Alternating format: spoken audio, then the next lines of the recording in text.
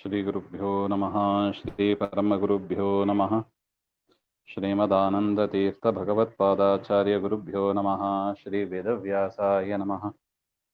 ನರಸಿಂಹೋऽಖಿಲಾಜ್ಞಾನಮತಧ್ವಾन्तದಿವಾಕರः ಜಯತ್ಯಮಿತಸಜ್ಞಾನಸುಖಶಕ್ತಿಭಯೋನಿಧಿः ವ್ಯಾಸಾಯ ಭವನಾಶಾಯ ಶ್ರೀಶಾಯ ಗುಣರಾಶಯೇ ಹೃದ್ಯಾಯ ಶುದ್ಧವಿದ್ಯಾಯ ಮಧ್ವಾಯ ಚ ನಮೋ ನಮಃ.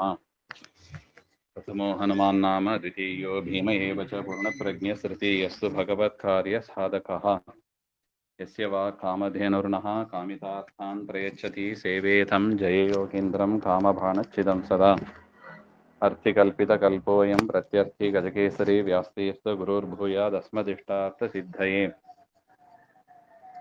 तपो विद्या विरक्त्यादि सद्गुणौकाकरानहं वादिराजगुरून्वन्दे हयग्रीवपदाश्रयान् पूज्याय राघवेन्द्राय सत्यधर्मरथाय च भजतां कल्पवृक्षाय नमतां कामधेनवे दुर्वादिध्वान्तरवे वैष्णवेन्दीवरेन्दवे श्रीराघवेन्द्रगुरवे नमोऽत्यन्तदयाळवे मूकोऽपि यत्प्रसादेन मुकुन्दशयनायते राजराजायते रिक्तः राघवेन्द्रं तमाश्रयेदापादमौलिपर्यन्तं गुरूणाम् आकृतिं स्मरेत् तेन विघ्नाः प्रणश्यन्ति सिद्ध्यन्ति च मनोरथाः. श्रीगुरुभ्यो नमः.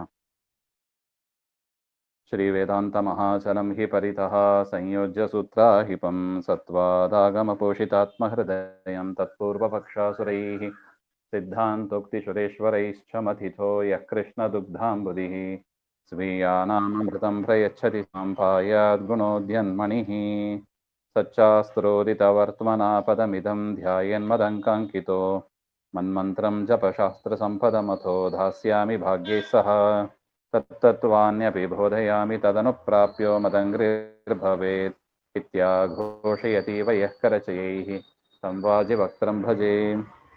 श्रीगुरुभ्यो नमः. उद्यच्छबरी प्रसूननिकरां वैराग्यभाग्यप्रियः सद्गीतात्म यशोणुवर्णनपरां ज्ञानानुमोदी हरिः दध्नो निर्मथनोदितां सुमदितप्रेमाश्रुधारां निजप्रेम्णा मन्दमुपजगाम जननीं भक्तिं ವಶ್ಯ ಪ್ರಭು ಭಕ್ತಿ ವಶ್ಯ ಪ್ರಭು ಹಾಗೆ ಅಂದರೆ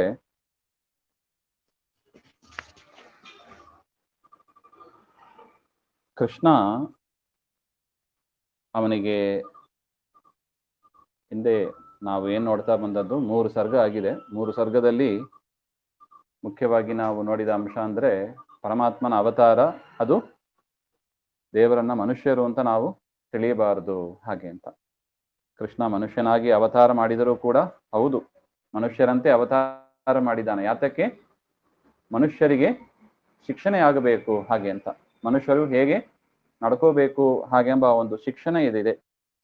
ತುಂಬ ಜನ ಕೇಳೋದುಂಟು, ನೋಡಿ ಕೃಷ್ಣನೇ ಹೀಗೆ ಮಾಡಿ ತೋರಿಸಿದ್ದಾನೆ, ರಾಮನೇ ಹೇಗೆ ಮಾಡಿ ತೋರಿಸಿದ್ದಾನೆ ಹಾಗೆಂದರೆ ಏನ್ ಪ್ರಶ್ನೆ ಬರುತ್ತದೆ? ನಾವೇನ್ ದೇವರ, ನಾವೇನು ರಾಮನ ಹಾಗೆ ಅಂತ ಮಾತಾಡಕ್ಕೆ ಶುರು ಮಾಡಿಬಿಡ್ತಾರೆ. ಆ ರೀತಿಯಾಗಿ ಮಾಡಬಾರ್ದು. ನಾವು ಗುರುಗಳು ಕೂಡ ನೋಡಿದ್ರು, ಯಶೋದೆಯ ಹತ್ರ ತಾಯಿ, ಯಶೋದೆ ತಾಯಿ ಅಂತ ಯಾಕೆ ಅನಿಸ್ಕೊಂಡ್ಲು, ಕೃಷ್ಣ ಯಾಕೆ ಮಗನಾಗಬೇಕು ಹಾಗೆಂದ್ರೆ ತಾನು ಯಶೋದೆಗೆ ಒಂದು ಕೀರ್ತಿಯನ್ನು ಕೊಡಬೇಕು ಎನ್ನುವ ದೃಷ್ಟಿಯಿಂದ. ದೇವರು ಎಲ್ಲವನ್ನೂ ವೈಕುಂಠದಿಂದಲೇ ಮಾಡಬಹುದು, ಭೂಮಿಗೆ ಬಂದು ಮಾಡಬೇಕಾದ ಅವಶ್ಯಕತೆ ಯಾವುದೂ ಇಲ್ಲ. ಆದರೂ ಕೂಡ ಪರಮಾತ್ಮ ಮಾಡ್ತಾನೆ. ಯಾಕೆ? ಮನುಷ್ಯರಿಗೂ ಕೂಡ ಒಂದು ಶಿಕ್ಷಣ ಇದೆ. ರಾಮನಾಗಿ ತಂದೆ ತಾಯಿಯರ ಮಾತನ್ನ ಕೇಳಬೇಕು ಹಾಗೆ ತೋರಿಸಿಕೊಟ್ಟ. ಕೃಷ್ಣನಾಗಿಯೂ ಕೂಡ ಅನೇಕ ರಾಜನೀತಿಗಳನ್ನ ಪರಮಾತ್ಮ ತೋರಿಸಿಕೊಡ್ತಾ ಇದ್ದಾನೆ. ರಾಜರು ಹೇಗಿರಬೇಕು ಹಾಗೆಂಬುದು, ಮತ್ತು ಅಲ್ಲೂ ಕೂಡ ಪತಿ ಪತ್ನಿಯರು ಹೇಗಿರಬೇಕು, ಈ ರೀತಿಯಾಗಿ ಅನೇಕ ವಿಷಯಗಳು ಕೃಷ್ಣ ತಾನು ಮಾಡಿದ್ದ ಯಾತಕ್ಕೆ? ಮನುಷ್ಯರಿಗೆ ಒಂದು ಶಿಕ್ಷಣೆ ಆಗಬೇಕು ಎಂಬ ದೃಷ್ಟಿಯಿಂದಲೇ ಹೊರತು, ಹೌದು ನಾವು ಖಂಡಿತ ನಾವು ದೇವರಲ್ಲ, ಆದರೂ ಕೂಡ ಆ ದೇವರ ಆ ಅವತಾರದಿಂದ ನಾವು ಏನು ಒಂದು ಪಾಠವನ್ನ ಕಲಿಯಬಹುದು ಹಾಗೆಂಬ ಒಂದು ದೃಷ್ಟಿ ನಮ್ಮಲ್ಲಿ ಇರಬೇಕು. ಅದರಿಂದ ಆ ರೀತಿಯಾಗಿ ಹೇಳುವುದು ಸಮಂಜಸ ಅಲ್ಲ. ನಾವೇನ್ ದೇವರ, ನಾವೇನ್ ಗುರುಗಳ ಹಾಗೆ ಅಂತೆಲ್ಲ ನಾವು ಮಾಡಬಾರ್ದು ಹಾಗೆ ಅಂತ. ಅವರಿಂದ ನಾವು ಏನ್ ಕಲಿತು ನಮ್ಮ ಮಟ್ಟಕ್ಕೆ ನಾವೇನ್ ಮಾಡ್ಬೋದು ಅಷ್ಟು ಯಥಾಮತಿ ಯಥಾಶಕ್ತಿ ಪ್ರತಿಯೊಬ್ಬರು ಮಾಡಬೇಕು ಎಂಬ ಒಂದು ದೃಷ್ಟಿಯಿಂದ ಅದರಿಂದ ಪರಮಾತ್ಮ ಅವತಾರ ಮಾಡಿದ್ದು. ಆದರೆ ಪರಮಾತ್ಮ ಮನುಷ್ಯನಾಗಿ ಅವತಾರ ತಾಳಿದನೇ ಹೊರತು ಅವನು ಮನುಷ್ಯ ಅಲ್ಲ. ಮನುಷ್ಯ ಅಲ್ಲ ಅಂದ್ರೆ ಆ ಪತಿ ಪತ್ನಿಯರಿಂದ ಶುಕ್ಲ ಶೋಣಿತದಿಂದ ಹುಟ್ಟಿ ಬಂದವ ಅಲ್ಲ ಅವನು, ಹಾಗೆಂಬ ಒಂದು ವಿಚಾರ ನೋಡಿದ್ದೀವಿ. ತದನಂತರ ಪೂತನೆಯ ಸಂಹಾರ ವಿಚಾರದಲ್ಲಿ ದ್ವೇಷದಿಂದ ಎಂದಿಗೂ ಕೂಡ ದೇವರ ಅನುಗ್ರಹ ಪಡೆಯಲಿಕ್ಕೆ ಆಗೋದಿಲ್ಲ, ಸದ್ಗತಿ ಆಗೋದಿಲ್ಲ. ಭಕ್ತಿಯಿಂದಲೇ ಮಾಡಬೇಕು ಹಾಗೆ ಅಂತ ಅನೇಕ ವಿಚಾರಗಳನ್ನ ನೋಡಿದ್ದೀವಿ. ಇನ್ನು ತೃತೀಯ ಸರ್ಗದಲ್ಲಿ ಮುಖ್ಯವಾಗಿ ನಾವು ಕಂಡದ್ದು ಕೃಷ್ಣ ಅಂತ ಅವನಿಗೆ ಯಾಕೆ ನಾಮಕರಣ ಮಾಡಿದ್ರು ಹಾಗೆ ಅಂತ. ಮತ್ತು ಇನ್ನೊಂದು ವಿಚಾರ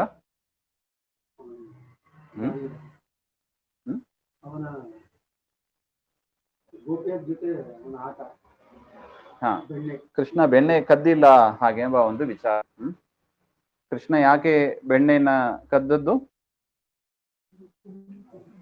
ಗೋಪಿಕಾ ಸ್ತ್ರೀಯರನ್ನ ಅನುಗ್ರಹ ಮಾಡುವುದಕ್ಕಾಗಿ. ಯಾರು ಬೈದು ಕೊಟ್ರು ಅವ್ರಿಗಿದ್ದ ಪುಣ್ಯ ಎಲ್ಲ ಹೋಯ್ತು. ಅದರಿಂದ ದೇವರ ಕಾರ್ಯ ಮಾಡುವಾಗ ಇನ್ನೊಬ್ಬರನ್ನಾಗಲಿ ದೇವರನ್ನಾಗಲಿ ಯಾರನ್ನು ಕೂಡ ಬೈಬಾರದು ಹಾಗೆ ಅಂತ ಒಂದು ನೀತಿಯು ಅಲ್ಲಿ ಅಡಕವಾಗಿದೆ. ಇನ್ನು ಚತುರ್ಥ ಸರ್ಗದಲ್ಲಿ ವೈರಾಗ್ಯ ಅದು ಭಾರಿ ಪ್ರಧಾನ ಅಂತ ಪರಮಾತ್ಮ ತೋರಿಸಿಕೊಡ್ತಾ ಇದ್ದಾನೆ. ಒಂದು ದಿವಸ ಯಶೋದೆ ಮೊಸರು ಕಡಿತಾ ಇರುವಾಗ ಆ ಮೊಸರು ಕಡಿಯುವ ರಭಸದಲ್ಲಿ ತಲೆ ಕೂದಲೆಲ್ಲ ಕೆಳಗೆ ಬೀಳ್ತಾ ಇತ್ತಂತೆ. ಕೃಷ್ಣನ ಕೀರ್ತನೆಯನ್ನು ಮಾಡುತ್ತಾ ನೋಡಿ, ಆಗಿಂದ ಪದ್ಧತಿ ಕೃಷ್ಣನ ಮೇಲೆ ಹಾಡು ಕಟ್ಟಿ ಕೃಷ್ಣನ ಹಾಡು ಹೇಳ್ತಾ ಇರೋದು. ಇದು ಗೋಕುಲದಲ್ಲಿ ಪ್ರತಿಯೊಬ್ಬರ ಮನೆಯಲ್ಲಿ ನಡೀತಾ ಇರುವ ಒಂದು ಪದ್ಧತಿಯಾಗಿತ್ತು ಅದು. ಆ ಕೃಷ್ಣನಿಗೆ ಬೆಣ್ಣೆಯನ್ನು ಕೊಡಬೇಕು ಅಂತ ಬೆಣ್ಣೆ ಕಡಿತಾ ಇದ್ಳು ಯಶೋದ. ಕೃಷ್ಣ ಬಂದ, ತಾನು ಮಣ್ಣಲ್ಲಿ ಆಟಾಡಿ ಮೈಯೆಲ್ಲ ಕೆಸರು ಮಾಡಿಕೊಂಡು ಬಂದ. ಯಶೋದೆ ಅವನನ್ನ ತೊಡೆ ಮೇಲೆ ಕೂಡಿಸಿಟ್ಟುಕೊಂಡು ಮೈಯೆಲ್ಲ ಒರೆಸಿ ಹಸಿವೆಯಿಂದ ಬಂದಿರ್ತಾನೆ ಅಂತ ತಿಳಿದು ಹಾಲನ್ನ ಕುಡಿಸ್ತಾ ಇರುವಾಗಲೇ ಅಲ್ಲಿ ಒಲೆಯಲ್ಲಿ ಹಾಲು ಇಟ್ಟಿದ್ಲು. ಆ ಹಾಲು ಉಕ್ಕಿ ಚೆಲ್ತಾ ಇತ್ತು. ಹಾಲಿನ ಮೇಲೆ ಆಸೆ ವ್ಯರ್ಥ ಆಯ್ತಲ್ಲ ಹಾಗೆ ಅಂತ ಪರಮಾತ್ಮ ಹಾಲು ಕುಡಿಸ್ತಾ ಇದ್ದಾಳೆ, ಯಶೋದೆಯ ಮುಖವನ್ನೇ ನೋಡ್ತಾ ಇದ್ದಾನೆ. ಇವಳಿಗೆ ಹಾಲಿನ ಕಡೆ ಗಮನ. ನೋಡಿ ಹೇಗಿರ್ತದ ನೋಡಿ. ಅದರಿಂದ ಕೃಷ್ಣನನ್ನೇ ಕೆಳಗಿಟ್ಬಿಟ್ಟು ಹಾಲಿನ ಕಡೆ ಓಡಿ ಹೋದ್ಲು ಅವಳು. ಕೃಷ್ಣ ಇದೇ ಸರಿಯಾದ ಸಂದರ್ಭ, ಇವಳಿಗೆ ಒಂದು ನಷ್ಟವನ್ನ ಮಾಡಬೇಕು ಅಂತ ಒಂದು ಕಲ್ಲನ್ನು ತೆಗೆದ, ಬರುವಾಗಲೇ ತಂದಿದ್ದ. ಅದನ್ನ ಆ ಮೊಸರು ಕಡಿತಾ ಇದ್ದಲ್ಲಲ್ವಾ, ಆ ಗಡಿಯಿಂದ ಒಡೆದ. ಮೊಸರು ಗಡಿಗೆ ಎಲ್ಲ ಪುಡಿ ಆಯ್ತು. ಒಂದು ಬೆಣ್ಣೆ ಇದು, ಆ ಬೆಣ್ಣೆಯನ್ನ ಬೆಕ್ಕಿಗೆ ತಿನ್ನಿಸ್ತಾ ಕೂತಿದ್ದಾನೆ ಕೃಷ್ಣ. ಇದರಿಂದ ದೇವರು ನಮಗೆ ಒಂದು ಪಾಠವನ್ನ ಕಲಿಸ್ತಾನೆ. ಏನು? ಯಾರಿಗೆ ಪದಾರ್ಥದ ಮೇಲೆ, ಲೌಕಿಕ ಪದಾರ್ಥದ ಮೇಲೆ ಅತೀ ಆಸೆ ಇದೆ, ಅದೇನೇ ಇರಲಿ, ಹಣ ಇರ್ಬೋದು, ಯಾವುದೇ ಇರ್ಬೋದು, ಅಂತ ಆಸೆ ಇದೆ, ದೇವರನ್ನ ಪಕ್ಕಕ್ಕಿಟ್ಟು ನಾವು ಯಾವ್ದ್ರ ಮೇಲೆ ಆಸೆ ಪಡ್ತೀವಿ ಆ ವಸ್ತು ನಮಗೆ ನಾಶವಾಗ್ತದೆ. ಬರೆದಿಟ್ಕೊಂಡ್ಬಿಡ್ಬೇಕು ಇವೆಲ್ಲ. ದೇವರನ್ನ ಪಕ್ಕಕ್ಕಿಟ್ಟು ನಾವು ಯಾವ್ದ್ರ ಮೇಲೆ ಆಸೆ ಪಡ್ತೀವಿ ಅದು ನಮ್ಮನ್ನ ಬಿಟ್ಟು ದೂರ ಬೇಗಲೇ ಹೋಗ್ತದೆ ಹಾಗೆ ಅಂತ.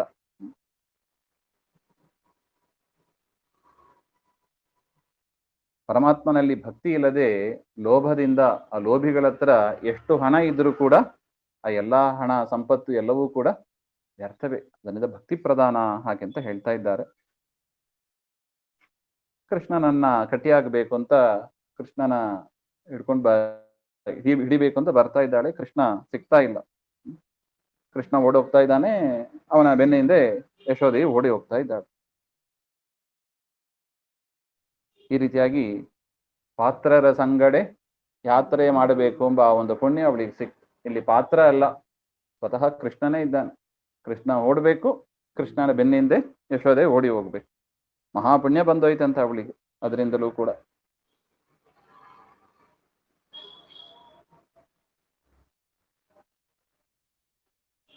ಅದರಿಂದ ಪರಮಾತ್ಮ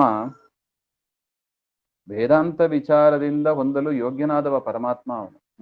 ಅದರಿಂದ ಈ ಒಂದು ಭೌತಿಕ ಕಣ್ಣಿನಿಂದ ಸಿಗೋದಿಲ್ಲ ಅವನು. ಅವಳು ಯಶೋದ ಒಂದು ಅಷ್ಟು ಪುಣ್ಯ ಸಂಪಾದನೆ ಮಾಡಿದ್ರು. ವೇದೋಕ್ತ ಕರ್ಮ ಅಂದ್ರೆ ಯಾವುದು? ತೀರ್ಥಯಾತ್ರೆ ಇತ್ಯಾದಿ. ಅದು ವೇದಾದಿಗಳಲ್ಲಿ ಇದೆ. ವೇದೋಕ್ತ ಕರ್ಮಗಳನ್ನ ಮಾಡಿದರೆ ಪರಮಾತ್ಮ ಸಿಗ್ತಾನೆ ಎಂಬುದಕ್ಕೆ ಇದು ಸಾಕ್ಷಿ ಅಂತ ಹೇಳ್ತಾ ಇದ್ದಾರೆ.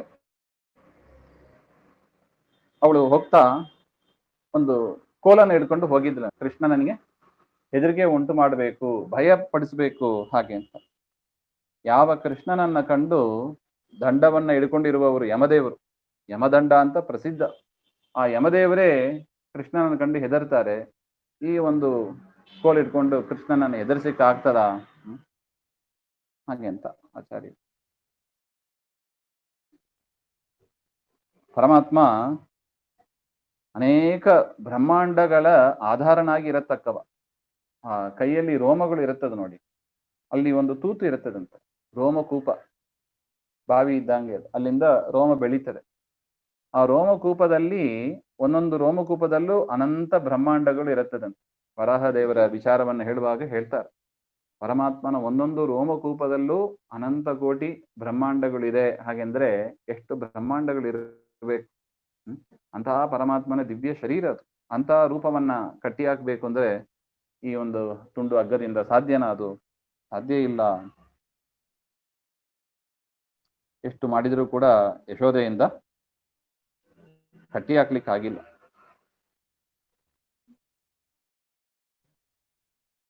ಕೃಷ್ಣನನ್ನ ಯಾಕೆ ಕಟ್ಟಿ ಹಾಕ್ಲಿಕ್ಕೆ ಆಗಿಲ್ಲ? ಎಷ್ಟು ಸುಂದರ ವಿಚಾರ ನೋಡಿ. ನಾವು ಅಂದ್ರೆ ಇಲ್ಲಿ ಕಟ್ಟಿ ಹಾಕೋದು ಅಂದ್ರೆ ಸಂಸಾರ ಬಂಧನ ಅಂತ ಅರ್ಥ. ಕೃಷ್ಣನನ್ನ ಯಾಕೆ ಕಟ್ಟಿ ಹಾಕ್ಲಿಕ್ಕೆ ಆಗಿಲ್ಲ, ನಮ್ಮನ್ನ ಯಾಕೆ ಕಟ್ಟಿ ಹಾಕ್ಲಿಕ್ಕೆ ಆಗ್ತದೆ? ವ್ಯತ್ಯಾಸ ಏನು ನಮಗೂ ಕೃಷ್ಣನಿಗೂ? ಏನು ಅದೇ ಯಾಕೆ? ಕಾರಣ ಏನು? ಅವನು ಒಂದು ಚೇತನ ತಾನೆ, ಅವನು ಒಂದು ಚೇತನ, ನಾವು ಒಂದು ಚೇತನ. ನಾವು ಬಂಧನದಲ್ಲಿ ಇದ್ದೀವಿ, ದೇವರಿಗೆ ಬಂಧನ ಇಲ್ಲ ನೋಡಿ. ನಾವದೇ ಹೇಳಿದ್ದು, ಕೃಷ್ಣ ಅವತಾರ ಮಾಡಿದ್ದು ಕೇವಲ ಏನೋ ಅಮಾನುಷ್ಯ ಕಾರ್ಯವನ್ನ ತೋರಿಸೋದಕ್ಕಾಗಿ ಅಂತ ನಾವು ತಿಳಿಬಾರ್ದು. ಕೃಷ್ಣನ ಅವತಾರದ ಉದ್ದೇಶ ನಾನು ಹೇಗಿದ್ದೇನೋ ನನ್ನಿಂದನೂ ಕೂಡ ನೀವು ಪಾಠ ಕಲಿಬಹುದು ಅಂತ. ಅನೇಕ ಕಡೆ ಭಗವದ್ಗೀತೆಯಲ್ಲಿ ಈ ಮಾತು ಬಂದಿದೆ. ಅನೇಕ ಕಡೆ ಕೃಷ್ಣನೇ ಹೇಳ್ತಾನೆ, ನಮಾಂ ಕರ್ಮಾಣಿ ಲಿಂಪಂತೆ ನಮೇ ಕರ್ಮ ಫಲೇ ಸ್ಪೃಹ ಇತಿ ಮಾಂ ಯೋಭಿಜಾನಾತಿ ಕರ್ಮಭಿರ್ನ ಬದ್ಧತೆ. ನನ್ನನ್ನು ನೋಡಿ ಕಲಿ ಅಂತ ಪರಮಾತ್ಮ ಅನೇಕ ದೃಷ್ಟಾಂತಗಳನ್ನ ಹೇಳ್ತಾ ಬಂದಿದ್ದಾನೆ. ಅದರಿಂದ ಕೃಷ್ಣನನ್ನು ನೋಡಿ ಕಲಿಯೋದು ಎಂಬುದು ಅದೇನು ಅಪರಾಧ ಸಂಗತಿ ಅಂತ ಕೆಲವರು ತಿಳಿದಿದ್ದಾರೆ. ಅದಲ್ಲ ಅದು. ಕೃಷ್ಣನ್ ನೋಡಿ ಕಲಿಯೋದು ಅಪರಾಧದ ಸಂಗತಿ ಅಲ್ಲ. ಕೃಷ್ಣನೇ ಹೇಳಿದ್ದಾನೆ ನನ್ನನ್ನು ನೋಡಿ ಕಲಿ ಹಾಗೆ ಅಂತ. ಕೃಷ್ಣನಿಗೆ ಯಾಕೆ ಬಂಧನ ಇಲ್ಲ, ನಮಗೆ ಯಾಕೆ ಬಂಧನ? ನಮಗೂ ಕೃಷ್ಣನಿಗೆ ಏನ್ ವ್ಯತ್ಯಾಸ ಇರಬಹುದು? ಅವನು ಸರ್ವಶಕ್ತ, ಸರ್ವಜ್ಞ ಎಲ್ಲ ಇಟ್ಕೊಳ್ಳೋಣ. ಆದ್ರೂ ನಮ್ಮಿಂದ ಆಗತಕ್ಕ ಒಂದು ಕಾರ್ಯ ಅದು ನಮ್ಮಲ್ಲಿ ಮೈನಸ್. ಅದು ಯಾವುದು ಅಂದ್ರೆ ಒಂದೇ ಕಾರಣ ಹೇಳ್ತಾನೆ ಸ್ವಾಮಿ, ಗುರುಗಳು ಅದನ್ನೇ ಹೇಳ್ತಾ ಇದ್ದಾರೆ. ಕೃಷ್ಣನಿಗೆ ಯಾವುದ್ರ ಮೇಲೂ ಆಸೆ ಎಂಬುದು ಇಲ್ಲ. ಕೃತಾಗಸಂ ತಂ ಕಿಲ ನೈವ ಮಾತಾ ಶಶಾಕಬಬ್ಧಂ ಮಮತು ಪತರ್ಥಕಃ ತದೀಯ ರಮ್ಯೋದರ ಮಧ್ಯ ಸಂತಹ ವಿಮುಕ್ತ ಶಕ್ತಿಯವ ನ ಬಂಧ ಆಸೀತ್ ಅಂತ. ಅಂದ್ರೆ ಏನಿದೆ? ಪದಾರ್ಥ, ವಿಷಯದ ಭೋಗ ಇದೆ. ವಿಷಯದ ಭೋಗ ಮಾಡಬೇಕು, ಅದು ಬೇಕು, ಇದು ಬೇಕು, ಮನೆ ಬೇಕು, ಬಾಗಿಲು ಬೇಕು, ಇನ್ನೊಂದು ಬೇಕು, ಮತ್ತೊಂದು. ಎಷ್ಟು ಒಬ್ಬೊಬ್ರು ಕೇಳಿದ್ರೆ ದೊಡ್ಡ ಲಿಸ್ಟೇ ಇರ್ತದೆ. ದೇವ್ರ ಮುಂದೆ ನಿಂತ್ಕೊಂಡ್ರೆ ಗೊತ್ತಾಗ್ತದೆ ಯಾರ್ಯಾರಿಗೆ ಏನೇನ್ ಲಿಸ್ಟ್ ಇದೆ ಹಾಗೆ ಅಂತ. ದೇವರು ಹೇಳ್ತಾನೆ, ನೀ ಲಿಸ್ಟ್ ಇಟ್ಕೊಂಡು ಎಷ್ಟು ದಿವಸ, ಎಷ್ಟು ಜನ್ಮಗಳು ಬೇಕು ನಿಂಗೆ? ಈ ಲಿಸ್ಟ್ ಎಲ್ಲ ತೆಗೆದಾಕು. ನಾನೊಬ್ಬ ಇದ್ರೆ ಸಾಕು ನಿನಗೆ, ನನ್ನ ಹತ್ರ ಲಿಸ್ಟ್ ಇಟ್ಕೊಂಡು ಬರಬೇಡ ಅಂತ ಹೇಳ್ತಾನೆ. ಆದ್ರೂ ನಾನು ಕೇಳೋದಿಲ್ಲ. ದೇವ್ರ ಹತ್ರ ಹೋಗುವಾಗಲೇ ಲಿಸ್ಟು. ಅದನ್ನ ದೇವ್ರು ಹೇಳ್ತಾನೆ, ಈ ಲಿಸ್ಟ್ ಇರೋದ್ರಿಂದಲೇ ನಿನಗೆ ಬಂಧನ. ಅದರಿಂದ ನೀ ಏನೇನು ಬೇಕುಗಳು ಅಂತ ಏನಿರುತ್ತದೆ ಅದನ್ನೆಲ್ಲ ತೆಗೆದಾಕ್ಬಿಡು. ನಾನೊಬ್ಬ ಇದ್ರೆ ಸಾಕು ನಿನಗೆ. ಯಾಕೆ ಯಾರು ನಿನ್ ಜೊತೆಗೆ ಕಾಪಾಡುವವರಲ್ಲ. ಈ ನಾವೇನ್ ಲಿಸ್ಟ್ ಇಟ್ಕೊಂಡು ಹೋಗಿರ್ತೀವಿ ಅದೆಲ್ಲ ಎಷ್ಟರ ಮಟ್ಟಿಗೆ ಈ ಶರೀರ ಇರುವ ತನಕ. ಒಂದಲ್ಲ ಒಂದಿನ ಈ ಶರೀರ ಬಿಟ್ಟು ಹೋಗ್ಬೇಕು. ಮತ್ತೆ ಈ ಲಿಸ್ಟ್ ಇಟ್ಕೊಂಡು ಏನ್ ಮಾಡ್ತಿ? ನಮಗೆ ಹೆಂಗಿದ್ರು ಗೊತ್ತಿದೆ ಈ ಶರೀರ ಹೋಗತಕ್ಕದ್ದು.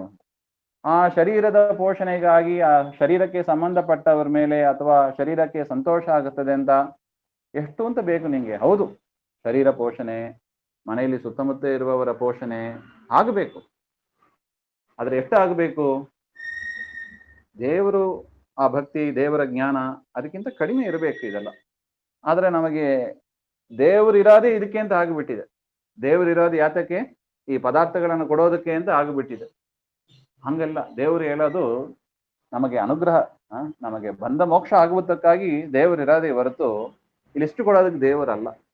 ಅದರಿಂದ ಲಿಸ್ಟ್ ಹಿಡ್ಕೊಂಡು ಹೋಗಬೇಡಿ ಅಂತ ನೋಡಿ, ಎಷ್ಟು ಚಂದ ಇದೆ. ಅದರಿಂದಲೇ ನಾವು ಬಂಧನದಲ್ಲಿ ಇರೋದು ಹಾಗೆ ಅಂತ.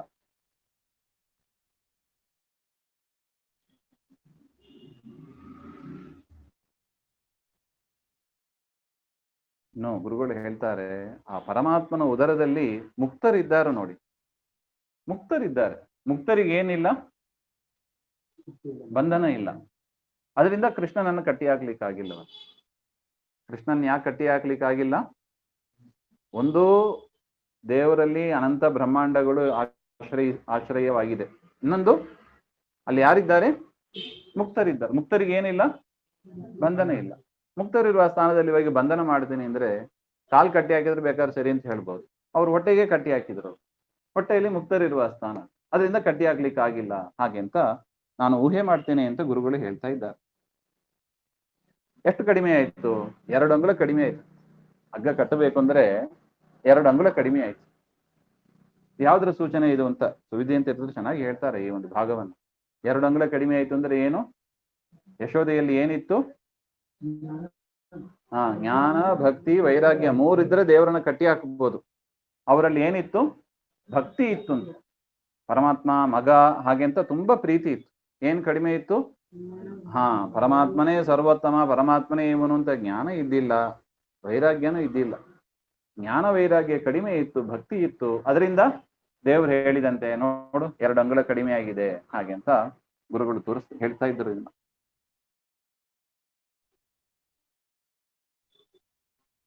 ಎಷ್ಟು ಅಗ ತಂದ್ರು ಕೂಡ ಕಟ್ಲಿಕ್ಕೆ ಆಗಿಲ್ಲ.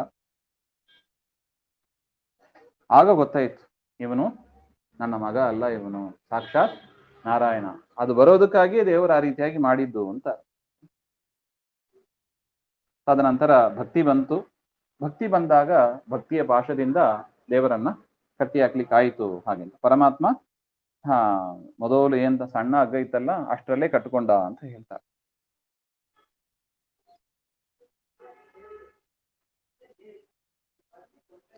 ಇನ್ನು ಕೃಷ್ಣನ ಎಲ್ಲಿ ಕಟ್ಟಿ ಹಾಕಿದ್ರು? ಆ ಒರಲಿಗೆ ಕಟ್ಟಿ ಹಾಕಿದ್ರಂತೆ. ಯಾಕೆ ಹಾಗೆಂದ್ರೆ, ಈ ಒರಲನ್ನು ಇಟ್ಕೊಂಡೇ ಇವನು ಮೇಲೆ ಹತ್ತಿ ಹಾಲು ಮೊಸರು ಎಲ್ಲ ತೆಗಿಯೋದು. ಅದರಿಂದ ಒರಲು ಸಮೇತ ಕಟ್ಟಿ ಹಾಕ್ತೀನಿ. ಇನ್ನು ಮುಂದೆ ಕೃಷ್ಣ ಆಗ್ಲಿ ಒರಲಾಗ್ಲಿ ಇಟ್ಕೊಂಡು ಯಾರು ಏನ್ ಮಾಡ್ಲಿಕ್ಕೆ ಆಗೋದು ಅಂತ ಯಶೋದೆಯ ಅಭಿಪ್ರಾಯ ಅಂತ ಹೇಳ್ತಾರೆ. ಕೃಷ್ಣ ಆ ಒರಲನ್ನೇ ಹಿಡ್ಕೊಂಡು ಏನ್ ಮಾಡಿದ? 2 ಮರ, ಅರ್ಜುನ ವೃಕ್ಷ ಅಂತ ಇತ್ತಂತ. ನಲಕೂಬರ ಮಣಿಗ್ರೀವ ಅಂತ ಕುಬೇರನ ಮಕ್ಕಳು, ಅವರಿದ್ದ ಸ್ಥಾನಕ್ಕೆ ಹೋಗ್ತಾನೆ. ಅವರ ವಿಚಾರ ಇಷ್ಟೇ. ಅವರು ಸ್ನಾನಕ್ಕೆ ಅಂತ ಅವರಿರುವ ಲೋಕನೇ ಬೇರೆ. ಗಂಗಾ ತೀರಕ್ಕೆ ಸ್ನಾನಕ್ಕೆ ಅಂತ ಬಂದರು ಹೆಣ್ಣು ಮಕ್ಕಳ ಜೊತೆಗೆ. ನಾರದರು ಆ ಸಂದರ್ಭದಲ್ಲಿ ಬಂದರು. ನಾರದರು ಬಂದರು ಅಂತ ಬಟ್ಟೆ ಇಲ್ಲದೆ ಇದ್ದರು, ಅವರೆಲ್ಲ ಓಡಿ ಹೋದ್ರು. ಇವರು ಮಾತ್ರ ದೊಡ್ಡವರು ಬಂದಾಗಲೂ ಕೂಡ ಹಾಗೆ ನಿಂತ್ಕೊಂಡಿದ್ದರಂತೆ. ಅದನ್ನ ನೋಡಿ ನಾರದರು ಶಾಪ ಕೊಟ್ಟರು, ನೀವು ಮರಗಿಡವಾಗಿ ಹುಟ್ಟ್ರಿ ಹಾಗೆ. ಆಗ ಪಶ್ಚಾತ್ತಾಪ ಆಯಿತು. ಪ್ರಾರ್ಥನೆ ಮಾಡಿದಾಗ ಕೃಷ್ಣ ನಿಮ್ಮನ್ನ ಅನುಗ್ರಹ ಮಾಡ್ತಾನೆ ಅಂತ ಹೇಳಿ ಹೋದ್ರು. ಅಲ್ಲ, ನಾರದರು ಇದು ಭಾಗವತದಲ್ಲಿ ಇರುವ ವಿಚಾರ. ಯಾಕೆ ಶಾಪ ಕೊಡ್ಬೇಕಾಗಿತ್ತು? ಶಾಪ ಕೊಟ್ಟರು ಸರಿ, ಒಂದು ಯಾಕೆ ಕೊಡ್ಬೇಕಾಗಿತ್ತು? ಮರವಾಗಿ ಹುಟ್ಟು ಅಂತ ಯಾಕೆ ಶಾಪ ಕೊಡ್ಬೇಕಾಗಿತ್ತು? ಯಾಕೆಂದ್ರೆ ಅದು ನಗ್ನವಾಗಿ ಸ್ನಾನ ಮಾಡಬಾರ್ದು. ಅದು ದಿಗ್ದೇವತೆಗಳು, ನದಿ ದೇವತೆಗಳು ಅಥವಾ ತೀರ್ಥಾಭಿಮಾನಿ ದೇವತೆಗಳು ಅವರಿಗೆ ಮಾಡಿದ ಅವಮಾನ ಅದು. ಅದರಿಂದ ನಗ್ನವಾಗಿ ಸ್ನಾನ ಮಾಡಬೇಡಿ ಅಂತ ಹೇಳ್ತಾರೆ. ಎರಡನೆಯದು, ಮರವಾಗಿ ಯಾಕೆ ಶಾಪ ಕೊಡಬೇಕು ಹಾಗೆಂದ್ರೆ ಅದೊಂದು ನೀಚ ಯೋನಿಯದು. ಮರ ಎನ್ನತಕ್ಕದ್ದು ನೀಚ ಯೋನಿ. ಅಂದ್ರೆ ಇಂದ್ರಿಯಗಳು ಇರೋದು ಯಾತಕ್ಕೆ? ಇಂದ್ರಿಯಗಳು ಇರೋದು ಯಜ್ಞಕ್ಕಾಗಿ. ಪರಮಾತ್ಮ ಇಂದ್ರಿಯಗಳನ್ನು ಯಾಕೆ ಕೊಟ್ಟಿದ್ದಾನೆ? ಯಜ್ಞ ಮಾಡುವುದಕ್ಕಾಗಿ ಕೊಟ್ಟಿದ್ದಾನೆ. ಒಂದೊಂದು ಪೂಜೆ, ಕಣ್ಣಿನ ಪೂಜೆ, ಕಿವಿಯಿಂದ ಪೂಜೆ, ಏನು ದೇವರನ್ನ ನೋಡೋದು, ಶಾಸ್ತ್ರ ಓದೋದು, ಇದೇ ದೊಡ್ಡ ಪೂಜೆ. ಪರಮಾತ್ಮನ ಕಥೆ ಕೇಳೋದು, ದಾನ ಮಾಡೋದು, ಇದೇ ಪುರಂದರ ಇವ್ರು ಹೇಳ್ತಾರೆ ನೋಡಿ, ಶ್ರೀಪಾದರಾಜು, ದಾನವೇ ಭೂಷಣ ಇರುವ ಹಸ್ತಂಗಳಿಗೆ ಅಂತ ದೊಡ್ಡ ಪಟ್ಟಿ ಕೊಡ್ತಾರ. ತುಂಬಾ ಚೆನ್ನಾಗಿದೆ. ಭೂಷಣಕ್ಕೆ ಭೂಷಣ ಇದು ಭೂಷಣ ಹಾಗೆ ಅಂತ ಅಲ್ಲಿ ನಮಗೆ ಸ್ಪಷ್ಟ ಆಗ್ತದೆ. ಒಂದೊಂದು ಇಂದ್ರಿಯಗಳು ಇರೋದು ಯಾತಕ್ಕೆ ಅಂತ ಸ್ಪಷ್ಟ ಕೊಟ್ಟಿದ್ದಾರೆ ಅವರು. ಅದರಿಂದ ಈ ಮರ ಅದಕ್ಕೇನಿಲ್ಲ, ಅದಕ್ಕೆ ಯಾವ ಇಂದ್ರಿಯವೂ ಇಲ್ಲವ. ಮರಗಿಡಗಳಿಗೆ ಮನಸ್ಸು ಇರುತ್ತದಂತೆ. ಅದರಿಂದ ಅದಕ್ಕೆ ನೀರು ಹಾಕಿದ್ರೆ ಸಂತೋಷ ಆಗ್ತದೆ, ಮನಸಾ ಸಂತೋಷ ಆಗ್ತದೆ. ಆದ್ರೆ ಬಾಯಿ ಬಿಟ್ಟು ನಗಕ್ಕಾಗಲ್ಲ, ಸ್ತೋತ್ರ ಮಾಡಕ್ಕಾಗಲ್ಲ, ಕೊಂಡಾಡಕ್ಕಾಗಲ್ಲ. ಇದು ಮರದ ಪರಿಸ್ಥಿತಿ. ಎಷ್ಟು ಮಳೆ ಗಾಳಿ ಚಳಿ ಬಂದರೂ ಕೂಡ ಅಲ್ಲೇ ನಿಂತಿರ್ಬೇಕು. ಡೈಲಿ ಬೇಡ, ಒಂದ್ ತಾಸು ನಿಂತಿದ್ರೆ ಮರದ ಪರಿಸ್ಥಿತಿ ಏನು ಅಂತ ನಮಗೆ ಅರ್ಥ ಆಗ್ಬೇಕಲ್ಲ. ಒಂದ್ ತಾಸು ಮರದ ಪಕ್ಕ ನಿಂತಿದ್ರೆ ನಮಗೆ ಮುಂದಿನ ಜನ್ಮ ಮರವಾಗಿ ಬರುತ್ತದೆ, ಹಾಗೆಂದ್ರೆ ಹೇಗಿರುತ್ತದೆ ಹಾಗೆ ಅಂತ ಒಂದು ಎಕ್ಸ್ಪೀರಿಯನ್ಸ್ ಮಾಡಿ ನೋಡೋಣ. ಒಂದ್ ತಾಸು ನಿಂತ್ಕೊಳ್ಳೋಣ, ಆಗ ಮರವಾಗಿ ನಿಲ್ಲೋದು ಅಂದ್ರೆ ಏನು ಅಂತ ನಮಗೆ ಅರ್ಥ ಆಗ್ತದೆ. ನಮಗೆ ತೊಂದರೆ ಇದ್ದು ಮನುಷ್ಯ ಜನ್ಮದ ಮಹತ್ವ ನಮಗೆ ಗೊತ್ತಾಗ್ತಾ ಇಲ್ಲ. ಯಾವಾಗ ಬೇಕೋ ಕೂಡ್ಬೋದು, ಎಲ್ಲಿ ಬೇಕಾದ್ರೂ ಇರ್ಬೋದು, ಓಡಾಡ್ಬೋದು, ಮಾಡ್ಬೋದು. ಮಹಾ ದೊಡ್ಡ ಮಾನವ ಜನ್ಮ ದೊಡ್ಡದು. ಇದು ಅರ್ಥ ಆಗಬೇಕಂದ್ರೆ ಮರದ ಪಕ್ಕ ನಿಂತ್ಕೋಬೇಕು, ಮರದಂತೆ ನಿಂತ್ಕೋಬೇಕು, ಒಂದ್ ತಾಸ ನಿಂತ್ಕೋಬೇಕು. ಆಗ ಜೀವನ ಅಂದ್ರೆ ಏನು, ಇಂದ್ರಿಯಗಳು ಅಂದ್ರೆ ಏನು, ಕಣ್ಣು ಅಂದ್ರೆ ಏನು, ಬಾಯಿ ಅಂದ್ರೆ ಏನು, ಕೈ ಅಂದ್ರೆ ಏನು, ಒಂದೊಂದರ ಬೆಲೆ ನಮಗೆ ಆಗ ಗೊತ್ತಾಗ್ತದೆ. ಹಾಗೆ ಅದರಿಂದ ನಾರದರು ಶಾಪ ಕೊಟ್ರಂತೆ, ನಿನಗೆ ಇಂದ್ರಿಯಗಳ ಬೆಲೆ ಗೊತ್ತಾಗ್ತಾ ಇಲ್ಲ, ಅದರ ಮಹಿಮೆ ನಿನಗೆ ಗೊತ್ತಾಗ್ತಾ ಇಲ್ಲ, ಅದರಿಂದ ಅದರಿಂದಲೇ ಈ ರೀತಿಯಾಗಿ ನಿಂತಿದ್ಯಾ ನೀನು. ದೊಡ್ಡವರು ಬಂದಾಗ ಏನ್ ಮಾಡ್ಬೇಕಾಗಿತ್ತು ಅಂತನೂ ಗೊತ್ತಿಲ್ಲ ನಿನಗೆ. ಅದರಿಂದ ಇಂದ್ರಿಯಗಳೇ ಇಲ್ಲದೆ ಇರುವ ಮರದ ಜನ್ಮ ನಿನಗೆ ಬರಲಿ ಅಂತ ಶಾಪ ಕೊಟ್ರು. ತುಂಬಾ ಬೇಜಾರಾಯ್ತು ಅವರಿಗೆ. ಹರಿ ಕೊಟ್ಟ ಕಾಲಕ್ಕೆ ಉಣಲಿಲ್ಲ, ಹರಿ ಕೊಡದ ಕಾಲಕ್ಕೆ ಬಾಯಿ ಬಿಡುವೆಲ್ಲೋ ಪ್ರಾಣಿ ಅಂತ. ಇನ್ನೇನ್ ಹೇಳ್ಬೇಕು ಹೇಳಿ, ಯಾರು ಹೇಳಾರ ಇಂಥ ಮಾತುಗಳನ್ನೆಲ್ಲ? ಗುರುಗಳೇ ಹೇಳ್ಬೇಕು. ಇನ್ನು ಕೃಷ್ಣನಿಗೆ ಈ ಅರ್ಜುನ ವೃಕ್ಷ ಇರೋದು ಸರಿ ಹೋಗ್ತಾ ಇಲ್ಲ. ಯಾಕೆ? ಅಲ್ಲಿ ಭೀಮನ ತಮ್ಮ ಅರ್ಜುನ ಅಂತ ಒಬ್ಬ ಇದ್ದಾನೆ. ಅರ್ಜುನ ಎನ್ನುವ ಕೀರ್ತಿ ಯಾರಿಗೆ ಬರಬೇಕು? ಭೀಮನ ತಮ್ಮನಿಗೆ ಬರಬೇಕು. ಅದರಿಂದ ಇನ್ನೊಬ್ಬ ಅರ್ಜುನ ಇರಬಾರದು ಅಂತ ಹೇಳಿ ಆ ಮರವನ್ನ ಕೃಷ್ಣ ತೆಗೆದಾಕಿದ ಹಾಗೆ ಅಂತ ಹೇಳ್ತಾ ಇದ್ದ ಗುರುಗಳು. ಆ ರೀತಿಯಾಗಿ ನಲಕೂಬರ ಮಣಿಗ್ರೀವ ನೋಡಿ, ದೊಡ್ಡವರು ಮಾಡಿದ್ದು ಏನೇ ಬೈದರೂ ಕೂಡ, ಶಾಪ ಕೊಟ್ಟರು ಕೂಡ ಅದೇನದು, ಅದು ನಮಗೆ ಅನುಗ್ರಹವೇ. ಅದು ಮೇಲ್ನೋಟಕ್ಕೆ ಅನಿಸ್ತದೆ ನಮಗೆ ಬೈದರು ಹಾಗೆ ಅಂತ, ಶಾಪ ಕೊಟ್ರು ಮಹಾ ಅನುಗ್ರಹ. ಏನ್ ಲಾಭ ಆಯ್ತು ಅವರಿಗೆ? ಕೃಷ್ಣನನ್ನ ನೋಡುವ, ಕೃಷ್ಣನನ್ನ ಸ್ತೋತ್ರ ಮಾಡುವ ಒಂದು ಸೌಭಾಗ್ಯ ಅವರಿಗೆ ಸಿಕ್ತು ಅಂತ ಹೇಳ್ತಾರೆ. ನಾವು ರಾಯರ ಚರಿತ್ರೆಯಲ್ಲೂ ಹಾಗೆ, ಶಂಕುಕರ್ಣ ತಡೆಯಾಯಿತು, ಬ್ರಹ್ಮದೇವರು ಶಾಪ ಕೊಟ್ರು, ನರಸಿಂಹನನ್ನು ನೋಡುವ ಭಾಗ್ಯ ಸಿಕ್ತು ನೋಡಿ. ಅದೇನೋ ಕೃಷ್ಣನನ್ನ ದರ್ಶನ, ಯಾವ ದರ್ಶನ ಇಲ್ಲ ಹೇಳಿ, ಎಲ್ಲಾ ರೂಪವನ್ನು ನೋಡ್ಬಿಟ್ಟಾರೆ ರಾಯರು, ವ್ಯಾಸರಾಜರು ಹಾಗೆ. ಅದರಿಂದ ದೊಡ್ಡವರದ್ದು ಎಂದಿಗೂ ಕೂಡ ಅವರು ಬೈ ಅಂತ ಇರ್ಬೋದು, ಅದು ತಂದೆ ತಾಯಿಯರದು ಇರ್ಬೋದು, ತಂದೆ ತಾಯಿಯರು ಹೇಳೋದು ಕೂಡ ಅದು ಏನಲ್ಲ, ಅದು ನಮ್ಮ ಬೈತಾರೆ ಅಂತ ನಾವು ತಿಳಿಬಾರ್ದು, ಅದು ನಮಗೆ ಮಾಡತಕ್ಕ ಅನುಗ್ರಹ ಅಂತ ನಾವು ತಿಳ್ಕೋಬೇಕು ಅಂತ ಈ ಘಟನೆಗಳಿಂದ ನಮಗೆ ಅದೊಂದು ಪಾಠ ನಮಗೆ.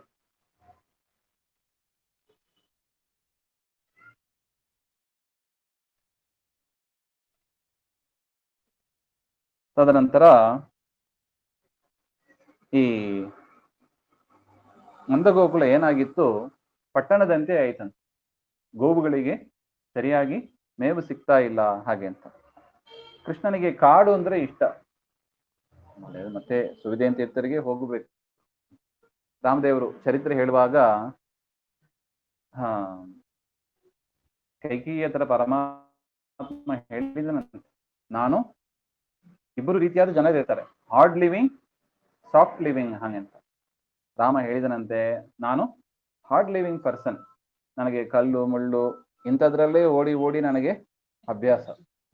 ಅದರಿಂದ ನಾನು ಸಾಫ್ಟ್ ಲಿವಿಂಗ್ ಇಷ್ಟಪಡೋದಿಲ್ಲ, ನಾನು ಹಾರ್ಡ್ ಲಿವಿಂಗ್ ಇಷ್ಟಪಡ್ತೇನೆ. ಅದರಿಂದ ಕಾಡು ನನಗೆ ಒಳ್ಳೇದೇ ಆಯಿತು ಹಾಗೆ ಅಂತ ಕಾಡಿಗೆ ಹೊರಟ ಹಾಗೆ ಅಂತ. ನೋಡಿ, ಇಲ್ಲಿ ಕೃಷ್ಣನು ಹಾಗೆ ಬರುತ್ತೆ, ಕೃಷ್ಣನು ಕಾಡಿಗೆ ಹೊರಟ. ರಾಮಹರೇ ಆ ಕೃಷ್ಣದಲ್ಲಿ ಇದೇ ಬರುತ್ತೆ, ರಾಮನು ಕಾಡಿಗೆ ಹೋದ, ಕೃಷ್ಣನು ಕಾಡಿಗೆ ಹೋದ ಅಂತ ಈ ಸಂದರ್ಭವನ್ನ ಇಟ್ಟುಕೊಂಡು ಆ ಹಾಡು ಬಂದಿದೆ. ಅಲ್ಲಿ ಗೋವುಗಳಿಗೆ ಮೇವು ಸಿಗ್ತಾ ಇಲ್ಲ ಅಂತ ಎಲ್ಲರನ್ನು ಕರ್ಕೊಂಡು ಪರಮಾತ್ಮ ಹೋಗ್ತಾನೆ. ಅಷ್ಟು ಬೇಗ ಹೊರಡೋದಿಲ್ಲ ದೊಡ್ಡವರು. ಎಲ್ಲರೂ ಹೇಳಿದರಂತೆ, ನಾವಿಲ್ಲೆಲ್ಲ ಮನೆ ಕಟ್ಕೊಂಡು ಇದ್ದೀವಿ, ನೀವೆಲ್ಲ ಬಿಟ್ಟು ಬಿಟ್ಟು ಬಾ, ಅಲ್ಲಿ ಬೃಂದಾವನಕ್ಕೆ ಬಾ ಅಂದ್ರೆ ಹೇಗೆ ಸಾಧ್ಯ ಇದು? ಮನೆ ಎಲ್ಲ ಯಾರು ನೋಡ್ಕೊಳ್ಳೋರು ಹಾಗೆ. ಕೃಷ್ಣನ ಮಾತು ಕೇಳಿಲ್ಲ ಅಂದ್ರೆ ನೋಡಿದೆ, ಕೃಷ್ಣನ ಮಾತು ಅಂದ್ರೆ ಹಾಗೆ ಕೇಳಲೇಬೇಕು. ನಿಮ್ಮನ್ನ ಹೇಗೆ ಹೊರಡಿಸೋದು ನನಗೆ ಗೊತ್ತು ಅಂತ ಸುಮ್ಮನೆ ಆಗ್ಬಿಟ್ಟೆ.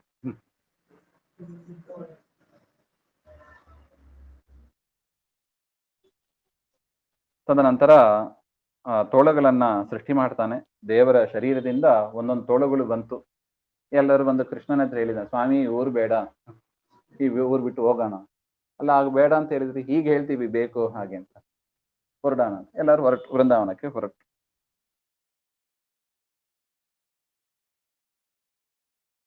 ಇದರಿಂದ ದೇವರು ನಮಗೂ ಒಂದು ಪಾಠ ಕಲಿಸ್ತಾ ಇದ್ದಾನೆ. ಏನು? ಒಳ್ಳೆ ಮಾತಲ್ಲಿ ಹೇಳಿದ್ರೆ ಕೇಳುವವರಲ್ಲ ನಾವು. ಏನ್ ಮಾಡ್ಬೇಕು? ದಂಡಂ ದಶಗುಣೋ ಭವೇ, ಅದೇ ಸರಿ ನಮಗೆ. ಇನ್ನೇನ್ ಮಾಡೋದು? ಅದಕ್ಕೆ ಯಮದೇವ್ರನ್ನ ಚೆನ್ನಾಗಿ ಸ್ಟ್ರಿಕ್ಟ್ ಆಗಿ ನಿಲ್ಲಿಸ್ಬಿಟ್ಟಿದ್ದಾನೆ ದೇವರು.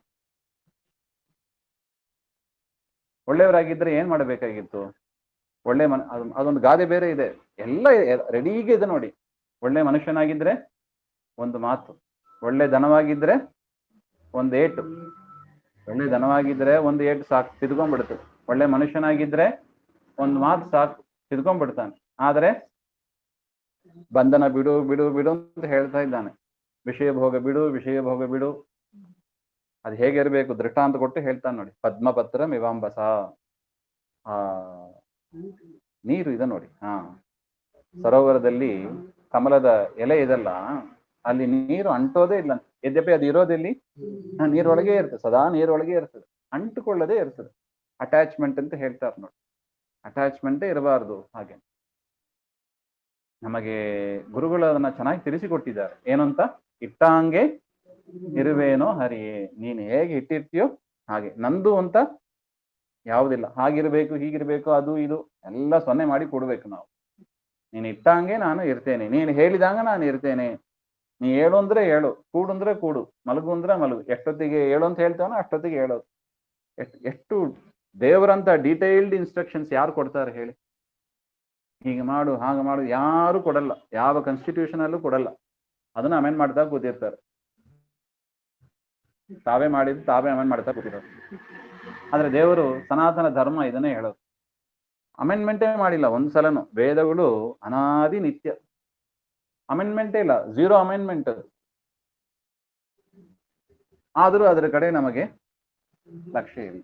ಅದು ಎಷ್ಟು ಅರ್ಥ ಆಗುದು ಅಂತ ದಾಸರು ಕನ್ನಡದಲ್ಲಿ ಮಾಡಿ ಕೊಟ್ಟಿದ್ದಾರೆ. ಅದನ್ನೇ, ಆ ವೇದದ ಭಾಗವನ್ನೇ ತೆಗೆದು ಕೊಟ್ಟಿದ್ದಾರೆ. ಅದನ್ನ ಅರ್ಥ ಮಾಡಿಕೊಂಡು ಮಾಡಬೇಕು ಅಂತ ಹೇಳ್ತಾ ಇದ್ದಾರೆ. ಆ ಪ್ರಕೃತಿಯ ಸೌಂದರ್ಯ ಅದನ್ನು ಕೂಡ ವರ್ಣನೆ ಮಾಡಿದ್ದ ಇದ್ದಾರೆ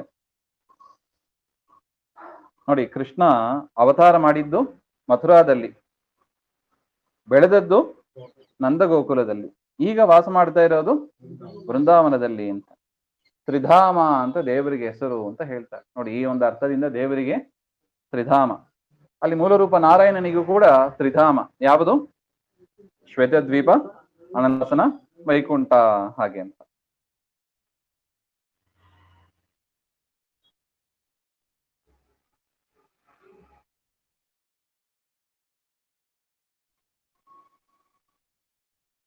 ವೃಂದಾವನ ಶಬ್ದಕ್ಕೆ ಏನು ಹಾಗೆ ಅಂತ ಅರ್ಥ ಚೆನ್ನಾಗಿ ತಿಳಿಸಿಕೊಡ್ತಾ ಇದ್ದಾರೆ. ಆ ವೃಂದಾವನ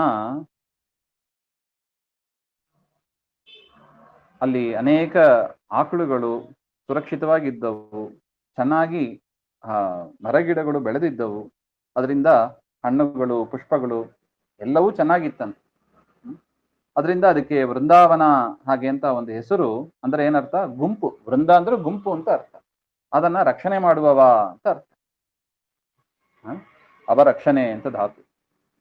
ಆ ರೀತಿಯಾಗಿ ಗುಂಪಾಗಿ ರಕ್ಷಣೆ ಮಾಡುವವ, ಗುಂಪನ್ನು ರಕ್ಷಣೆ ಮಾಡುವವ ಅಂತ ಅರ್ಥ. ಅದನ್ನ ಯಾರು ಮಾಡಿದ್ದು? ಕೃಷ್ಣನೇ ಮಾಡಿದ್ದು.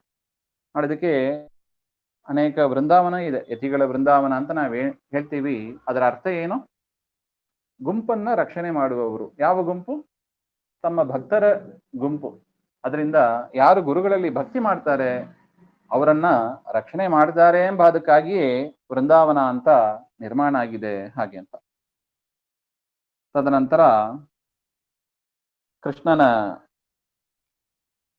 ಕಂಸನ ಭೃತ್ಯರು, ವತ್ಸಾಸುರ ಅಂತ ಅವನು ಬರ್ತಾನೆ. ಅವನು ಕರುವಿನ ರೂಪದಲ್ಲೇ ಬರ್ತಾನೆ ನೋಡಿ.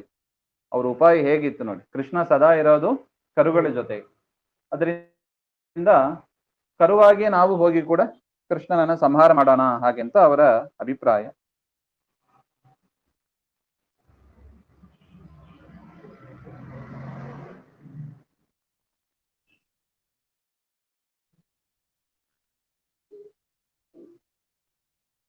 ಆ ಕೃಷ್ಣ ಅವನಿಗೆ ಹುಲಿಯಂತೆ ಕಂಡಂತೆ ಆ ವತ್ಸಾಸುರನಿಗೆ. ಆ ರೀತಿಯಾಗಿ ಅವನ ಜೊತೆಗೆ ಸ್ವಲ್ಪ ಹೊತ್ತು ಆಟ ಆಡಿ ಪರಮಾತ್ಮ ಅವನನ್ನ ಮೇಲಕ್ಕೆ ಎಸಿತಾನೆ. ಮೇಲಕ್ಕೆ ಎಸೆದು ಅವನು ಕೆಳಗೆ ಬಿದ್ದ ಅಂತ ಹೇಳ್ತಾರೆ. ಯಾಕೆ ಮಾಡಿದ ಇದನ್ನ ಹಾಗೆಂದ್ರೆ, ಕರುಗಳನ್ನ ರಕ್ಷಣೆ ಮಾಡೋದು ಕೃಷ್ಣನ ಧರ್ಮ. ಕರುಗಳನ್ನ, ಗೋವುಗಳನ್ನ ನಮೋ ಬ್ರಹ್ಮಣ್ಯ ದೇವಾಯ ಗೋ ಬ್ರಾಹ್ಮಣ ಹಿತಾಯ ಚ ಅಂತ ಹೇಳ್ತೀವಿ ನೋಡಿ. ರಕ್ಷಣೆ ಮಾಡೋದು ಧರ್ಮ. ಆದ್ರೆ ಆ ಕರು ರೂಪದಲ್ಲಿ ಬಂದ ಅಸುರನನ್ನ ಸಂಹಾರ ಮಾಡೋದು ಕೂಡ ಅವನ ಧರ್ಮ ಹಾಗೆಂತ. ಅದರಿಂದ ನಮಗೇನ್ ತಿಳಿಸಿದಂತೆ ಆಯಿತು, ಕರುವನ್ನು ರಕ್ಷಣೆ ಮಾಡೋದು ಧರ್ಮ, ಆದರೆ ಕರು ರೂಪದಲ್ಲಿ ಬಂದ ಅಸುರರನ್ನ ಸಂಹಾರ ಮಾಡೋದು ಧರ್ಮ. ಅಂದ್ರೆ ಕರುವನ್ನ ಸಂಹಾರ ಮಾಡೋದು ಧರ್ಮ ಅಂತ ಆಯ್ತು ನೋಡಿ. ಕರುವನ್ನ ರಕ್ಷಣೆ ಮಾಡೋದು ಧರ್ಮ, ಕರುವಿನ ರೂಪದಲ್ಲಿ ಬಂದ ಅಸುರರು ಅಂದ್ರೆ ಸಂಹಾರ ಮಾಡೋದು ಧರ್ಮ. ಎರಡು ವಿರುದ್ಧ ಆಯ್ತಲ್ಲ. ಹಾಗೆಂದ್ರೆ ವಿರುದ್ಧ ಅಲ್ಲ. ಅದಕ್ಕೆ ಅರ್ಥ ಅಷ್ಟೇ, ಯಾರು ಸದ್ಗುಣ ಭರಿತರಾಗಿ ಇದ್ದಾರೆ ದೇವರು ಅವರನ್ನ ರಕ್ಷಣೆ ಮಾಡ್ತಾನೆ. ದುರ್ಗುಣದವರು ಮೇಲ್ನೋಟಕ್ಕೆ ವೇಷ ಹಾಕೊಂಡು ಬಂದರೂ ಕೂಡ ದೇವರು ಏನ್ ನೋಡೋದಿಲ್ಲ, ವೇಷಭೂಷ ನೋಡೋದಿಲ್ಲ. ಯಾವುದನ್ನು ನೋಡ್ತಾನೆ? ಮನಸ್ಸನ್ನು ನೋಡ್ತಾನೆ, ಅವರ ಯೋಗ್ಯತೆ ನೋಡ್ತಾನೆ. ನಾವು ಹಿಂದೆನೆ ನೋಡಿದ್ದೀವಿ ಜೈ ವಿಜಯರ ವಿಚಾರದಲ್ಲಿ, ಶಿಶುಪಾಲ ದಂತವಕ್ರರ ವಿಚಾರದಲ್ಲಿ ದೇವರು ನೋಡೋದು ಈ ಒಂದು ಅಸುರ ನಿಮಿತ್ತವಾಗಿ ನೋಡೋದಿಲ್ಲ, ಅವರ ಸ್ವಭಾವವನ್ನು ನೋಡ್ತಾನೆ. ಹಾಗೆ ಅದೇ ರೀತಿಯಾಗಿ ಇಲ್ಲಿ ಇಟ್ಕೋಬೇಕು. ಯಾಕೆ ಸಂಹಾರ ಮಾಡಿದ ಹಾಗೆಂದ್ರೆ ಅವನು ಕಪಟಿ, ಅವನು ಒಳಗೆ ಮನಸ್ಸಿನಲ್ಲಿ ವಿಷ ತುಂಬಿಕೊಂಡು ಬಂದಿರ್ತಾನೆ, ಅದರಿಂದ ಅವನನ್ನು ಸಂಹಾರ ಮಾಡಿದ ಹಾಗೆ. ಆ ಮೇಲೆ ಎಸೆದಾಗ ಬೋರೆ ಹಣ್ಣು ಮೇಲೆ ಹೋಗಿ ಬಿದ್ದ. ಅವನು ಬಿದ್ದ ಕೂಡಲೇ ಅಲ್ಲಿದ್ದ ಹಣ್ಣುಗಳೆಲ್ಲ ಬಿತ್ತಂತೆ. ಇದರಿಂದ ಏನು ಸೂಚನೆ ಮಾಡಿದ ಹಾಗೆಂದ್ರೆ, ಅಧರ್ಮ ಮಾಡುವವರಿಗೆ ಎಂದಿಗೂ ಕೂಡ ನೀವು ಸಪೋರ್ಟ್ ಮಾಡಬೇಡಿ. ಹಾಗೆ ಸಪೋರ್ಟ್ ಮಾಡಿದ್ರೆ ನಿಮ್ಮಲ್ಲಿ ಇದ್ದದೆಲ್ಲ ಹೋಗ್ತದೆ. ಹಾಗೆ ಅರ್ಥ ಆಯ್ತಾ? ಅಲ್ಲ, ಅವನೇನ್ ಮಾಡಿದ, ಆ ಮರ ಏನ್ ಮಾಡಿತ್ತು ಅಂದ್ರೆ ವತ್ಸಾಸುರನನ್ನ ಹಿಡ್ಕೊಂಡು ನಿಂತಿತ್ತು. ಕೃಷ್ಣ ಎಸೆದಾಗ ಸಪೋರ್ಟ್ ಮಾಡಿತ್ತು ಬೋರೆ ಹಣ್ಣಿನ ಮರ, ಅದರಿಂದ ಎಲ್ಲ ಹಣ್ಣುಗಳು ಬಿದ್ದೋಯ್ತು, ಹಲ್ಲು ಮುರ್ಕೊಂಡು ಬಿದ್ದೋತು ಅಂತ ಹೇಳ್ತಾರೆ. ತದನಂತರ ಬಕಾಸುರ ಅಂತ ಬರ್ತಾನೆ.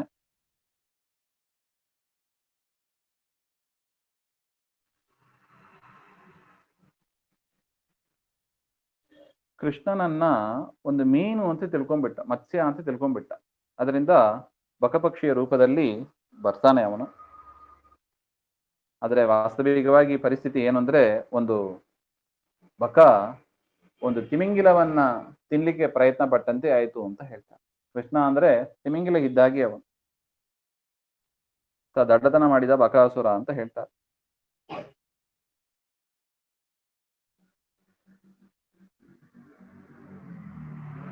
ಆ ಬಕಾಸುರ ಏನ್ ಮಾಡಿದ, ಬಾಯಿ ತೆರೆದು ತೋರಿಸಿದನಂತೆ. ಏನು ಅಂತ ನೋಡು, ನಾನು ಎಂದಿಗೂ ಕೂಡ ಕೃಷ್ಣನ ನಾಮಸ್ಮರಣೆ ಮಾಡಿಲ್ಲ, ಕೃಷ್ಣನ ಸ್ತೋತ್ರ ಮಾಡಿಲ್ಲ, ನೋಡು ಅಂತ ಬಾಯಿ ತೆರೆದು ತೋರಿಸಿದನಂತ. ಇದು ದೇವರ ನಾಮಸ್ಮರಣೆ ಮಾಡದೇ ಇರುವ ಹಾಗೆ ಅಂತ.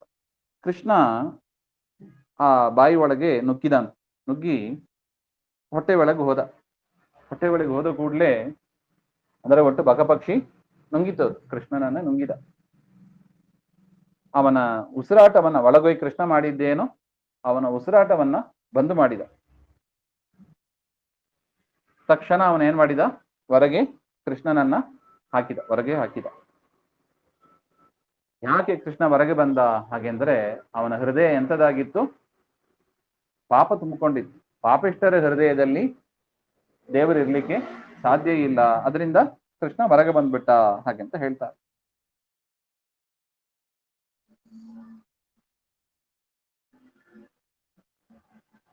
ಆ ರೀತಿಯಾಗಿ ಹೊರಗೆ ಬಂದು ಕೃಷ್ಣ ಬಕಾಸುರನನ್ನ ಅವನ ಕೈಯಿಂದ ಹಿಡಿದು ಅವನ ಬಾಯನ್ನೇ ಹರಿದು ಸೀಳಿ ಹಾಕಿದ, ನರಕಕ್ಕೆ ಕಳಿಸಿದ ಹಾಗೆಂತ ಹೇಳ್ತಾರೆ.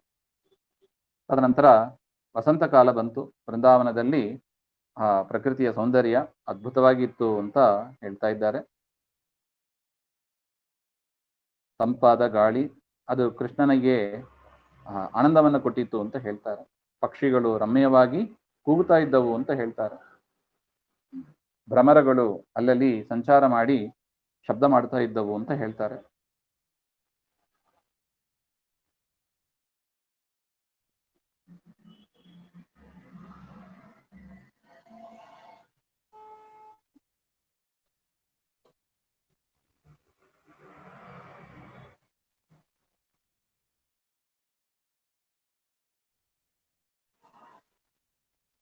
ಆ ಸಂದರ್ಭದಲ್ಲಿ ಕೃಷ್ಣನ ಪಾದವನ್ನ ಗೋಪಾಲರು, ಸಣ್ಣ ಮಕ್ಕಳು ಅವರೆಲ್ಲ ಕೃಷ್ಣನ ಪಾದ ಸೇವೆ ಮಾಡ್ತಾ ಇದ್ದಾರಂತೆ. ಯಾಕೆ ಮಾಡಿದ್ರು ಹಾಗೆಂದ್ರೆ ಆ ಪಾದವನ್ನ ತಯಾರು ಮಾಡಬೇಕಾಗಿದೆ. ಯಾಕೆ? ಮುಂದೆ ಕೃಷ್ಣ ನರ್ತನ ಮಾಡ್ಲಿಕ್ಕಿದ್ದಾನೆ, ಕಾಳಿಯನ ಮೇಲೆ ನರ್ತನ ಮಾಡ್ಲಿಕ್ಕಿದ್ದಾನೆ. ಅದಕ್ಕೆ ತಯಾರು ಮಾಡಿದಂತೆ ಕೃಷ್ಣನ ಪಾದವನ್ನ ಅವರು ಸೇವೆ ಮಾಡ್ತಾ ಇದ್ರು ಅಂತ ಸೂಚನೆ ಮಾಡ್ತಾ ಇದ್ದಾರೆ. ಅಂದ್ರೆ ಕೃಷ್ಣನ ಮೇಲೆ ಕಾಳಿಯನ ಮೇಲೆ ನರ್ತನ ಮಾಡಬೇಕು. ನರ್ತನ ಮಾಡ್ಬೇಕಂದ್ರೆ ಪೂರ್ವದಲ್ಲಿ ಏನಾಗಬೇಕು? ಪ್ರಾಕ್ಟೀಸ್ ಆಗ್ಬೇಕು. ಆ ರೀತಿಯಾಗಿ ಕೃಷ್ಣ ಅಲ್ಲಿ ಪ್ರಾಕ್ಟೀಸ್ ಮಾಡ್ಕೋತಾನೋ ಏನೋ ಅಂತ ಗುರುಗಳು ತಿಳಿಸ್ತಾ ಇದ್ದಾರೆ. ಹಂಸ ಪಕ್ಷಿಗಳಂತೆ ಪರಮಾತ್ಮ ಧ್ವನಿಯನ್ನು ಮಾಡಿದ ಅಂತ ಹೇಳ್ತಾರೆ.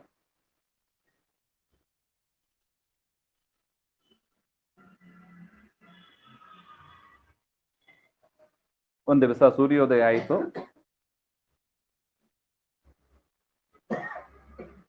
ಆ ಸೂರ್ಯ ಬಂದದ್ದು ಹೇಗಿತ್ತು ಅಂದ್ರೆ, ಇವತ್ತು ಪರಮಾತ್ಮ ಕಾಳಿಯನ್ನ ನಿಗ್ರಹ ಮಾಡಿ ಯಮುನಾ ನದಿಯನ್ನ ಸ್ವಚ್ಛ ಮಾಡ್ಲಿಕ್ಕಿದ್ದಾನೆ, ಅದನ್ನ ನೋಡ್ಬೇಕು ಅಂತ ವೀಕ್ಷಕರು ಬೇಕಲ್ಲ.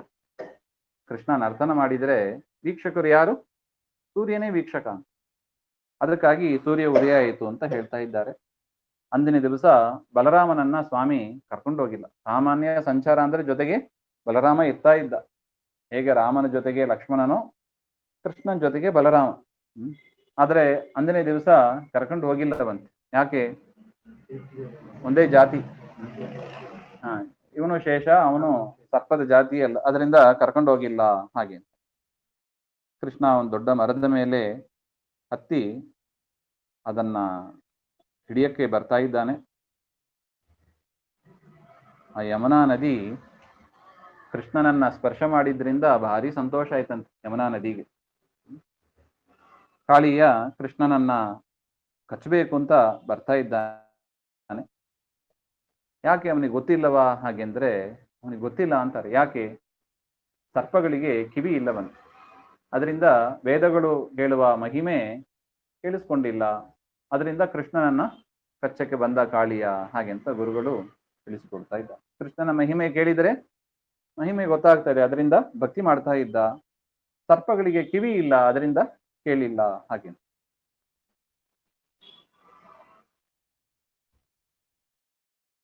ಆ ಸಂದರ್ಭದಲ್ಲಿ ಅನೇಕ ಅಶುಭ ಸೂಚನೆಗಳು ಆಗ್ತಾ ಇದ್ದವು. ಮನೆಯಲ್ಲಿ ಎಲ್ಲ ನೋಡ್ತಾ ಇದ್ದಾರೆ. ವಸುದೇವ ದೇವಕಿಯರು, ನಂದಗೋಪ ಯಶೋಧ, ಕೃಷ್ಣ ಎಲ್ಲಿ ಕೃಷ್ಣ ಎಲ್ಲಿ ಅಂತ ನೋಡ್ತಾನೆ. ಕೃಷ್ಣ ಮನೆಯಲ್ಲಿ ಇಲ್ಲ. ಏನೋ ಕೃಷ್ಣನಿಗೇನೋ ಆಗಿಬಿಟ್ಟಿದೆ ಅಂತ ಎಲ್ಲರೂ ದುಃಖ ಪಡ್ತಾ ಇರುವಾಗ ಬಲರಾಮ ಸಮಾಧಾನ ಮಾಡ್ತಾನೆ. ನೋಡಿ, ಇದಕ್ಕಾಗಿಯೂ ಕೃಷ್ಣ ಅಲ್ಲಿ ಬಿಟ್ಟು ಬಂದದ್ದು ಬಲರಾಮನನ್ನು. ಕೃಷ್ಣನಿಗೆ ಯಾರೂ ಏನು ಮಾಡ್ಲಿಕ್ಕೆ ಸಾಧ್ಯ ಆಗೋದಿಲ್ಲ ಹಾಗೆ ಅಂತ. ಎಲ್ಲರೂ ಕೃಷ್ಣ ನೋಡ್ಕೊಂಡು ಯಮುನಾ ನದಿಗೆ ಬರ್ತಾರೆ. ಆಗ ಕೃಷ್ಣನನ್ನ ಸರ್ಪ ಸುತ್ತಕೊಂಡಿತ್ತು, ಕಾಳಿಯ ಸುತ್ತಕೊಂಡಿದ್ದ. ಯಾಕೆ ಕೃಷ್ಣ ಸುಮ್ಮನೆ ಇದ್ದ ಹಾಗೆ ಅಂದ್ರೆ, ಆ ಕಾಳಿಯನು ಕೂಡ ಯಾರು? ಪರಮಾತ್ಮನ ಭಕ್ತನಂತೆ.